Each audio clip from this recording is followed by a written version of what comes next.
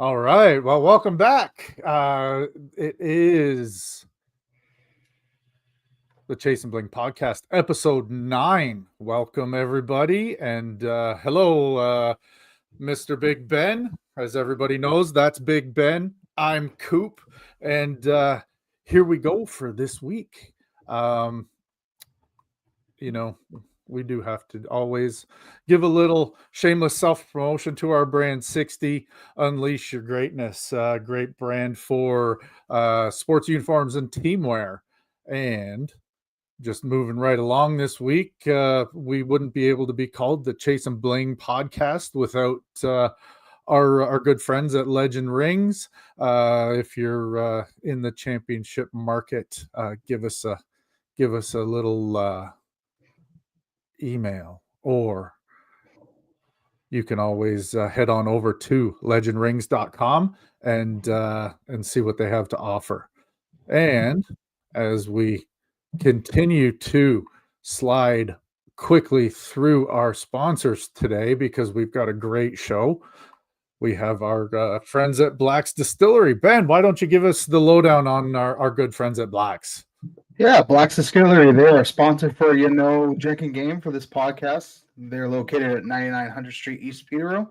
You can always find them at blacksdistillery.com. And as always, we would like to remind everybody to drink responsibly and abide by your local drinking age. We will not be held responsible for any actions or outcomes as a result of personal decisions. All right. Well, I think that's the world record for moving on through our brands that we need to pay homage to. And I think it's because we're pretty excited about what we've got to talk about today. Yes, that's right. We have some good topics today, Jim. That we do. So, without further ado, why don't we just hop right into it? And Mr. Ben, what's going on with the Blue Jays lately? I think a better question, Jim, is what isn't wrong with the damn Blue Jays? I think so. They can't hit.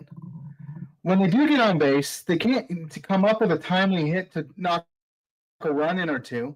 The team has only 9 hits in the last 3 games. 9 hits. 9 hits in 3 games. We've lost 5 in a row. The team has only hit 13 home runs all year. Like, it's getting sickening watching them play right now, because I feel bad for the pitching rotation. These guys are going out and throwing their arms out, keeping these guys in a close game, and we can't muster up a couple hits to keep them in it. No, I know. It's been crazy. I have thrown on a couple of games on the TV to watch and see how they're doing, and you're right. Like, it is frustrating to watch when you get 2 guys in scoring, 1 or 2 guys in scoring position, and with 0 or 1 outs, and not being able to bring those runners back home. If we're frustrated, they must be as equally or more frustrated as players. Now, my next question for you: do you think some of that bottom end of the rotation being fairly new players, do you think that has a lot to do with it? Well, we do have some rookies starting this year in their lower half of our batting order. That being said, I think this comes down to veteran presence. Like, the veterans aren't getting the job done. Santander, who just signed a massive contract with Toronto in the offseason, has 2 home runs, and he's batting a 180. That's a whole 100 points off of his normal pace from last year and years prior. Wow. He's not getting it done. Bo Bichette can't get on base. Vladdy's seamlessly doing everything he can, but it's not a one-man team. This guy can't knock in 5 runs a game. Nope. And like, I was watching a couple of the games, and it just seems like our good friend out in the outfield, Mr. Springer, is squeezing the bat just maybe a little too hard. I think you're right about that. Like he's leading the team in average. He's a 333 average to start the year. So he's getting hits, he's getting on base, but when only one or two guys are doing that, there's going to be no production. Now the other thing I was looking at and watching in comparison to some of the earlier season games where they were having success kind of moving guys around base and scoring runs and getting some dubs. It seems like they've kind of gone away from small ball and they're just trying to swing for the fences now. And you know as well as I do, when you're gripping the bat just a little too tight and things aren't going out of the park, just good contact, continually getting base hits, moving guys around bases is just as good as knocking one out of the park. Well, you said it best. Like sometimes you just need to try and manufacture a run or two. If you get a lucky single or an infield error from an infielder and you're on base, well, you need to try to move him around the best you can to try and get him home. Yep. Especially with the team struggling right now. I've been to a game already this year. They had 4 bunts in that game, Jim. They were moving bodies around left, right, and center. And right now they're not doing that. Right. I mean, try and simplify things, I guess. Right now it's not looking good. And they have the Yankees this weekend starting tomorrow night, so it's not getting any better for our Toronto Blue Jays. No. And that's always a big series. Yeah, it'll be another test for this team to see if they can turn it around and if they can contend with the big boys. Well, you and I had a little bit of a Q&A period regarding the Blue Jays earlier on in the pod series here, and we were asking each other whether the Jays would hit 85 wins this season, and if they don't pull things out rather quickly, things can spiral even further downhill fast. Yeah, it can spiral, and it can spiral quick. On the bright side, it's not the end of April yet. Typically, this team does struggle in the month of April, and they have a really great May. They're only 2 games under 500. If they can somehow get to 500 by the start of May, start fresh, and let's see what this team can do in the later months and into the dog days of summer. And hopefully, the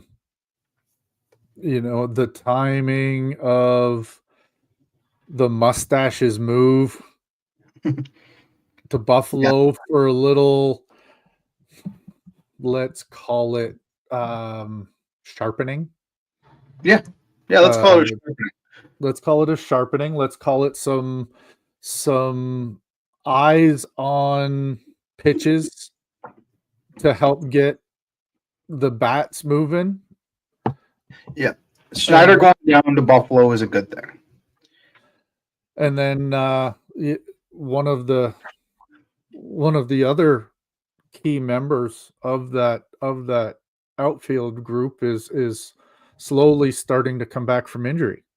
Yes, Dalton Varsho, and he should be back here shortly with the team.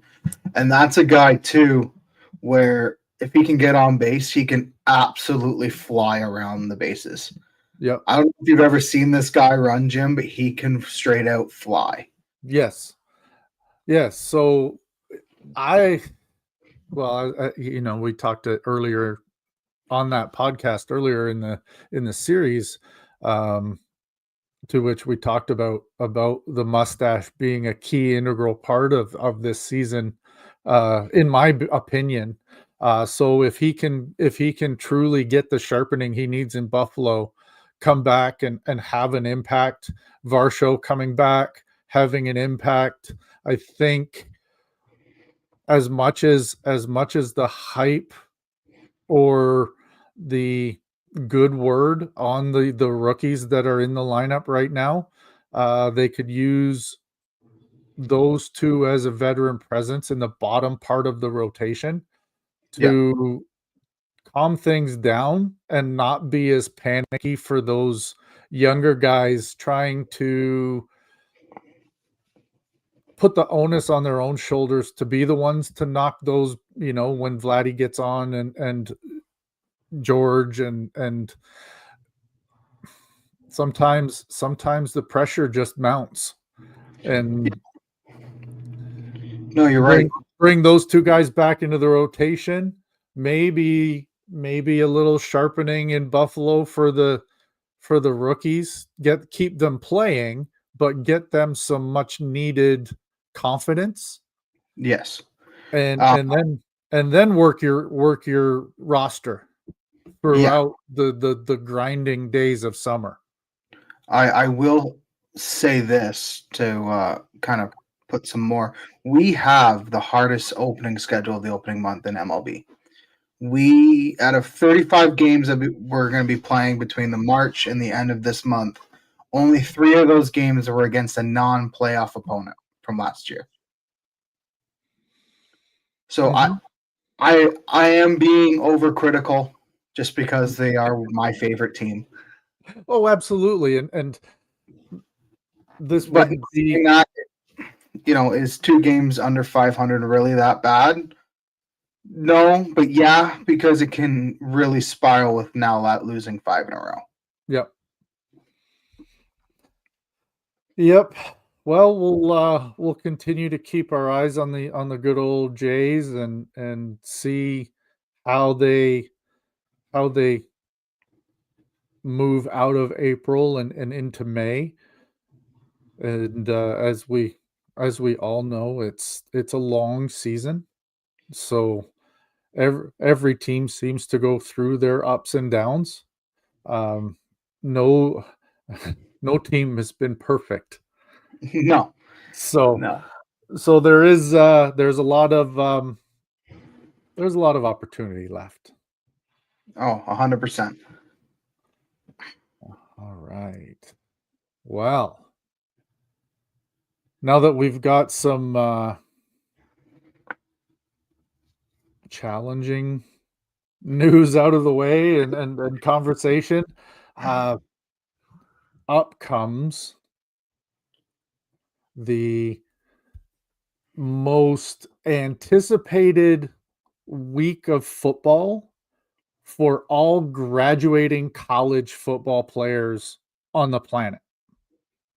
Yeah, this is a big day for these athletes. This is what every football athlete dreams of as a kid. So, yeah, it's as always, we have the NFL draft first, even though the CFL season starts first. We have the NFL draft that kicks off this weekend, taking the majority of the weekend to get through the broadcast, the 7 rounds or more, depending on what the draft looks like this year. And then come Tuesday, April 29th, we have the CFL draft, to which by the end of Tuesday, we will have a very clear picture of who is getting an opportunity this year. Yes, that is right. I know you and I have had a couple conversations this week leading up to both drafts. But you hinted at 3 Canadians we should look towards for the NFL draft. Yes. So, and it's really interesting because I think for the first time ever in regards to Canadians with draft opportunity in the NFL, no one in the top 3 is a lineman, and 2 are quarterbacks. Yeah, it's pretty rare. You're talking about very rare air we're talking about here. With the first, it's the 3 fellas that are in the draft that are being touted as the ones that are most likely to be in the draft. The guy that's touted as being the first pick on the board for the Canadians, Alec Iomanor out of Stanford. Um, the news on him is that we should look for him to get picked up somewhere in the 4th round. He's a receiver out of Stanford, as I said. Really, really talented young man. He he's done some amazing things, kind of under the radar a little bit because he did choose a very academic school to go play his college ball at. But looking for big things from Alec. Then the second one has had a little bit more media attention, and this is an interesting situation that comes to play here because he's not the first quarterback in his family to look at a pro opportunity. That's right. This is Curtis Rourke, who finished off his last year of college football at Indiana. Spent his first few years following in his brother's footsteps at the University of Ohio, the Bobcats, and then took his opportunity with the transfer portal. And this is one of, you and I have talked about the transfer portal before and what our thoughts about it are, but this is one of those times where the transfer portal worked in somebody's favor for the right reasons. Yes. And Curtis is a pretty big talent, and looks like he's going to get a shot at a draft position. Now, he's touted somewhere in the 6th, 7th round to have his draft opportunity in the NFL. Whether that translates into staying on a roster or not, that remains to be seen, and that's really up to Curtis. But it's pretty special when 2 brothers within 3 or 4 years of each other both end up with pro opportunities at the quarterback position as Canadians. Yes. And played for the same school and were on the same team for 1 year. Yeah. Which is pretty cool. It's very cool. It's a really cool story. It'll be interesting to see how it plays out, but you never know. You never know. Yeah.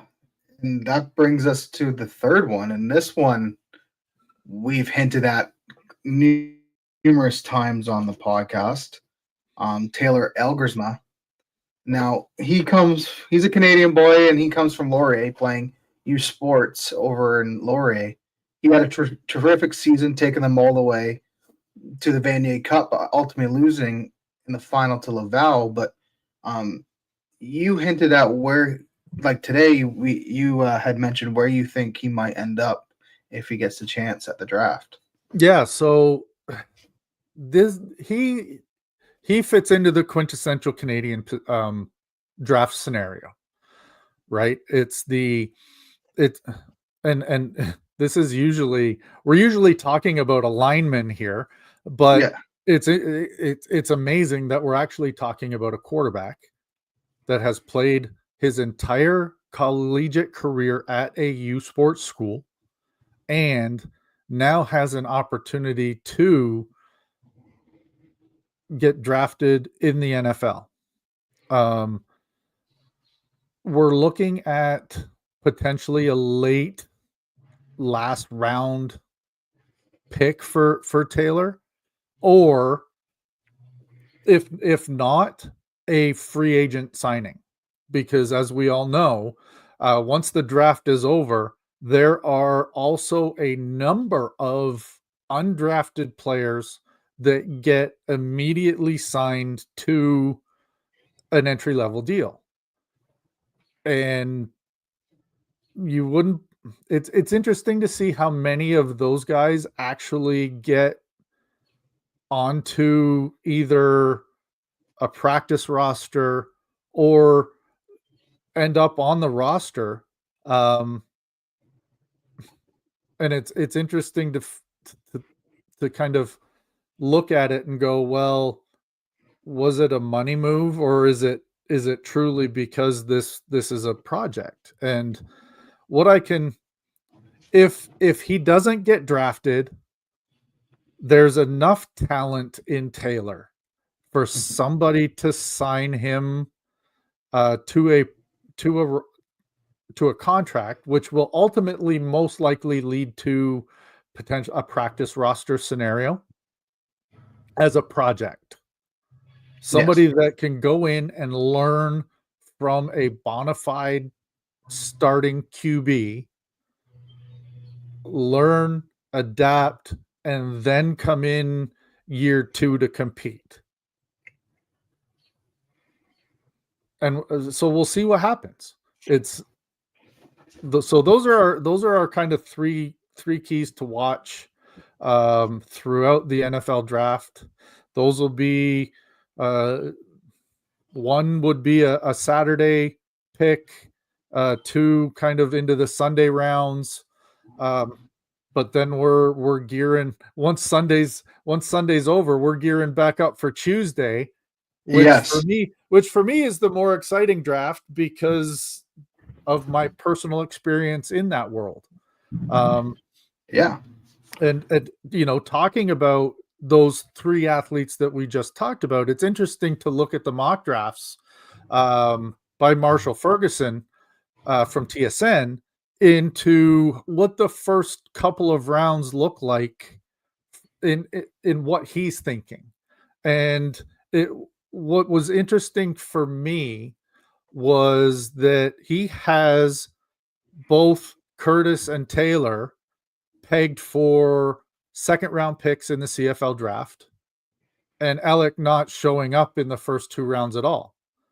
But what that traditionally means is, and we heard Craig Smith talk about it a couple weeks ago, is that teams, if a team is looking at, let's say, Alec as a potential draft pick, they look at his NFL opportunity and look to say, well, is this a guy that might stick around the NFL for his entire career, or at least 4 years of moving around, or practice roster up to game roster up to starting, something like that, that they will lower his draft status in the CFL draft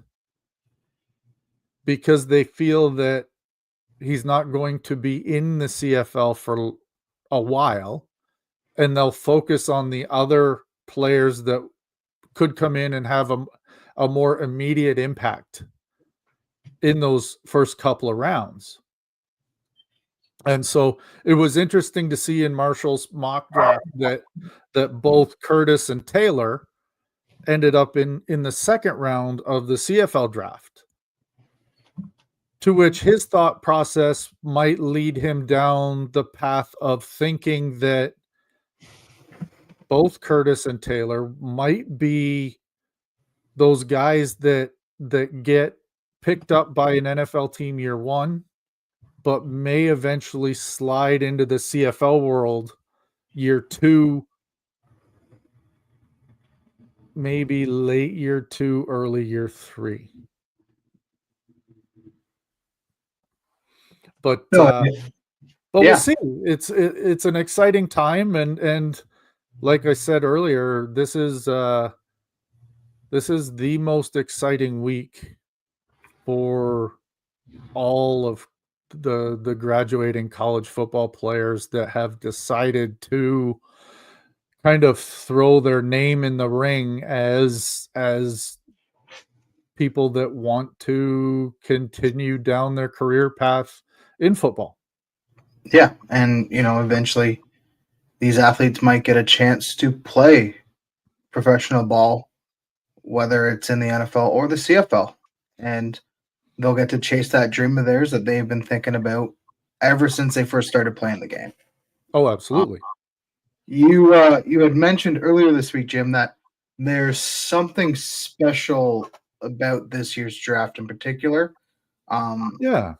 What would that might be? Well, yeah. So I have a couple of personal connections to players in this year's draft. Um, one is a young man by the name of Jackson Findlay, played his university football at Western. My connection to Jackson is that I was teammates with his dad at UBC, and his dad was a CFL player. His uncle was a CFL player, and I was very fortunate enough to play with his dad at UBC against him in the CFL, and watched Jackson grow up. With the contacts that I still have with his dad. We talked through his recruiting process, talked about the different schools that he was looking at, because they didn't know a whole lot about the Ontario landscape, being from British Columbia, and was able to to talk, the recruiting world with him, and then watch his progress over the last few years at Western. And man, is he ever a talent. Now, he's pegged by Marshall at coming in with the last pick of the first round of the CFL draft to Calgary. Okay. So it'll be interesting to see where Jackson ends up. I might hint at him not being around at the 8th pick. Okay. He's one of those guys that he tested well. He's super smart. If somebody really liked him in their meetings at the combine, and I would say look for him to go sometime between 4 and 7. That's just what my gut tells me. Yeah. We'll see. I'm sure Marshall knows more than I do, but I just like the kid and want to see him go as high as possible. That's awesome. And then I have another. This young man is local to us. He comes from he's out of Norwood, and played his high school ball at Norwood High School, played here in Peterborough community wise with the Wolverines. I was able to do a little bit of work with him one-on-one as he was prepping to look at universities and get ready to go to Queens. His name is Silas Hubert. His brother Owen has already played in the CFL. And so they've got quite the family of football players in the Hubert household out in Norwood there. But Silas, defensive end, talent coming out of his pores. He's got the stature. He's got the just reading what has come out of the combine and what coaches are saying about him is they love his inquisitive nature.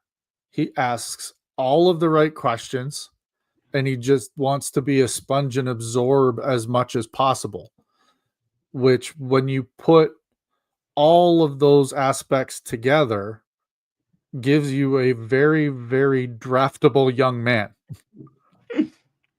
So it'll be interesting to see whether he stays on the board this long, because Marshall Ferguson has him going 18th overall to Winnipeg, which would be a pretty good spot for Silas. Just being able to learn from the defensive core group that's there, learn from one of my old teammates, head coach Mike O'Shea, and really learning the game well. So I'm excited for this year's draft for, obviously personal reasons, and seeing these two young men get an opportunity to chase down a dream. Yeah, it'll be exciting, and I only hope it is exciting for these two athletes that you know quite well, and I hope they do get an opportunity to get their name called to whoever it may be in the CFL. And I wish them both good luck with this opportunity that they have in front. It'll be very interesting to see what their process is like, and the to have their draft experience truly be something special. Yeah. Speaking of draft experience, Jim. Yeah. Quick question for you. What was your draft experience like when you had the opportunity? Oh, so you're saying it's Story time. My draft experience was very different than what it is today. The CFL has done an absolutely incredible job of making the draft special for the player, and making it more in line with what most of the other professional sports leagues drafts are like. I would liken my experience to more in alignment with what Major League Baseball draft is like.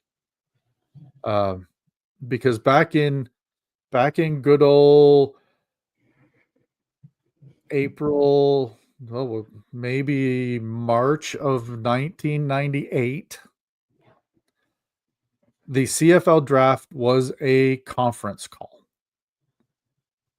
held between all of the teams, very early in the morning out west.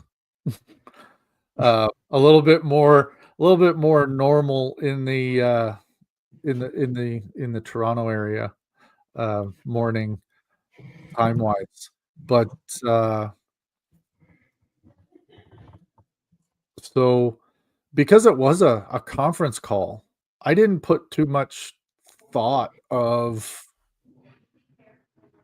this is going to be something special. I knew that I was on the potential bubble of being drafted at all. So I went to class. I walk into my class that morning, because it was an 8:00 start class, and my professor turns to me and goes, "Isn't it draft day?" I said yes. It's but it's a conference call. Like she was like, get out of here, go home. Just be by the phone. Like just you don't need, this is not the place for you today. So I walked back to my place at residence, and by the time I got home, there was a voicemail on my answering machine. Yes, we had machines back then that said, "Hey Jim, this is Coach Bender from the Edmonton Eskimos. We have just drafted you. Please call us back at," and he listed off the number that he wanted me to call, because we would like to courier you your contract offer. So I gave him a call back, gave him my address. And the next day I had an entry level contract for my first year in the CFL. That's wicked. Yeah, it was kind of an anticlimactic kind of day, but still very special, and one that will last for a long, long time. No, that's that. It's funny in a sense. I think that professors usually, especially in university levels, they're pretty straightforward. Like, oh, you got to be here. And that day, that professor was like, you have much better things to be doing than to be sitting in the classroom that day. I think that's pretty cool. It was, by the time I got to draft day and the nearing the end of my university career, the class size got real small, and the professors got to know you and know what you do, what you were wanting out of things. And she knew I was a football player. She knew I was looking to chase a pro career, and being in the faculty of human kinetics, sport is a big part of it. Yep. And she was very supportive. So I thank her for kicking me out and sending me home, because that once in a lifetime call was waiting for me when I got home. Yeah. No, that's awesome. Thank you. Thank you for sharing that. Oh, absolutely. Well, another week, another episode. That was fun. Got to talk a little baseball, a little football, got to share a little story, and yeah, always a good time on the Chasin Bling Podcast. That's right. And if you liked what you saw here today, please give us a like. You want to see more, subscribe to our channel so that you can keep up to date with what's going on with the Chasin Bling Podcast. And if you think your friends might like it, share it on over. We appreciate it greatly. And that's all for today, Ben. That is all. Well, thanks, Coop. Thank you. And until next time, everybody, have a great one. Bye, everybody.